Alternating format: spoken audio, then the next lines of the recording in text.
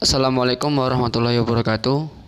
Baiklah, di sini saya Arif Prasetyo, NPM 30, kelas Ekonomi angkatan 2019, kelas A. Di sini saya akan menjawab dan juga melakukan jawaban dari tugas UAS makroekonomi dari dosen pengampu Bapak Miftah Rahmadian, yaitu dengan menjawab beberapa soal. Dan inilah soal-soalnya. Baiklah, langsung saja saya jawab. Soal pertama yaitu jelaskan tahapan-tahapan bagaimana efek pertambahan penawaran uang ke atas dalam kegiatan ekonomi, bila perlu disertai dengan grafiknya.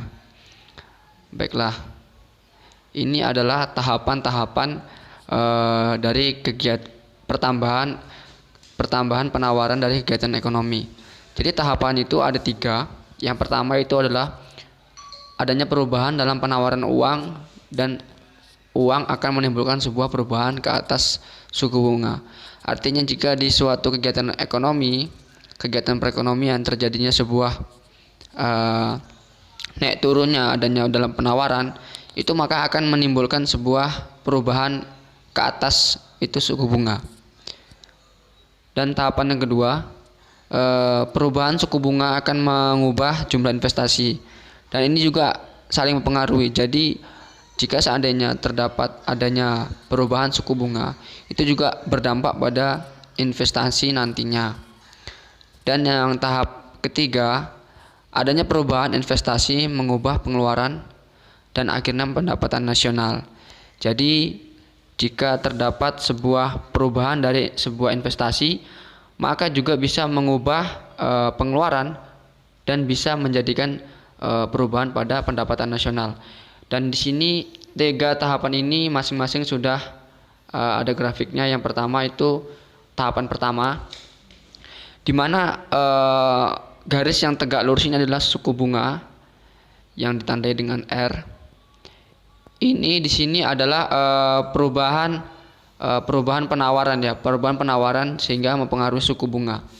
Yang pertama itu bermula awal-awalnya adalah adanya penawaran MSO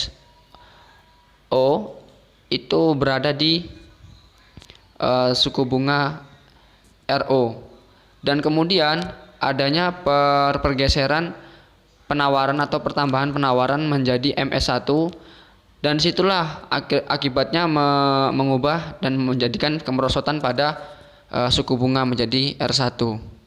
Dan grafik yang kedua yaitu adanya perubahan suku bunga yang mengakibatkan perubahan juga pada investasi. Di sini masih sama, yaitu suku bunga yang berada tegak lurus dan ditandai dengan R. Bisa dapat kita lihat suku bunga yang awalnya itu adalah RO, dan juga investasi ini dilambang dengan I0 itu berada di samping. Kemudian terjadinya kemerosotan pada suku bunga sehingga investasi pun bertambah. Artinya jika terjadinya kemerosotan pada suku bunga, maka perubahan pada investasi akan bertambah. Dan tahapan yang terakhir di sini ini adalah perubahan investasi mengubah pengeluaran dan akhirnya pendapatan nasional. Ini juga menyangkut pada pendapatan agregat dan juga pendapatan nasional. Bermula-mula pada pendapatan nasional. Pendapatan nasional? Investasi ini adalah ditandai dengan sigma I, yang mana bermula pada YO. YO ini adalah pendapatan nasional. Jadi masih dekat area O sini Pak ya, dan terjadinya penambahan investasi sehingga mengakibatkan adanya pengeluaran sehingga pendapatan nasional pun menjadi YO. Kemudian adanya pertambahan investasi mengakibatkan yang awalnya ini pengeluaran agregatnya AE0 kemudian berubah menjadi AE1, sehingga perubahan investasi bisa mengubah pengeluaran dan juga pendapatan nasional. Ini adalah jawaban nomor 1. Kemudian jawaban nomor 2, apa yang saya ketahui tentang neraca pembayaran dan juga kurs valuta asing dan apa hubungan dari keduanya. Jadi neraca pembayaran merupakan sebuah catatan yang memberikan sebuah aliran keuangan yang memberikan sebuah petunjuk atau indikasi dari nilai adanya transaksi perdagangan dan juga aliran dana yang dilakukan dari suatu negara di negara lain. Artinya adanya neraca pembayaran ini adalah kegiatannya melakukan sebuah catatan yang dilakukan dengan adanya masuknya aliran uang atau keluarnya aliran uang, yang juga memberikan sebuah petunjuk dari nilai adanya transaksi sebuah perdagangan. Dan aliran ini dilakukan dari satu negara ke negara yang lain. Sedangkan kurs valuta asing ini merupakan jumlah uang domestik yang dibutuhkan, di mana banyaknya rupiah yang dibutuhkan juga untuk memperoleh satu unit mata uang asing. Misalnya jika $1 itu adalah 8.400, maka untuk mendapatkan $1 itu kita memerlukan uang 8.400.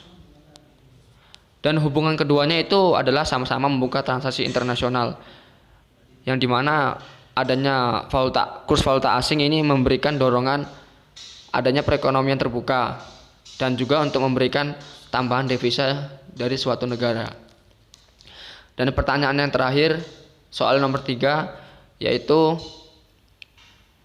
strategi apa yang harus dilakukan di era globalisasi. Menurut saya, strategi yang bisa dilakukan adalah sesuai dengan jawaban saya, yang bisa dilakukan oleh pemerintah dan juga oleh perusahaan, yaitu dengan memberikan sebuah perhatian dan beberapa program SDM atau sumber daya manusia agar bisa berkembang dan bisa beradaptasi di era globalisasi seiring perkembangan zaman. Artinya dengan kita mengembangkan sebuah SDM atau sumber daya manusia, maka otomatis mindset dari SDM tersebut akan juga meningkat. Dengan adanya era globalisasi, setidaknya mereka dan kita semua akan lebih bisa berorientasi pada zaman tersebut, sehingga tidak bisa ketinggalan zaman. Tetapi juga terpulang pada individualnya masing-masing, dari mana dia mendapatkan motivasi. Jika dia memang ingin berkembang, maka dia juga harus memotivasi dirinya sendiri. Baiklah, terima kasih. Itulah jawaban dari saya. Kurang lebihnya saya mohon maaf. Saya akhiri. Wabillahi muwaffiq ila aqwamit thoriq. Assalamualaikum warahmatullahi wabarakatuh.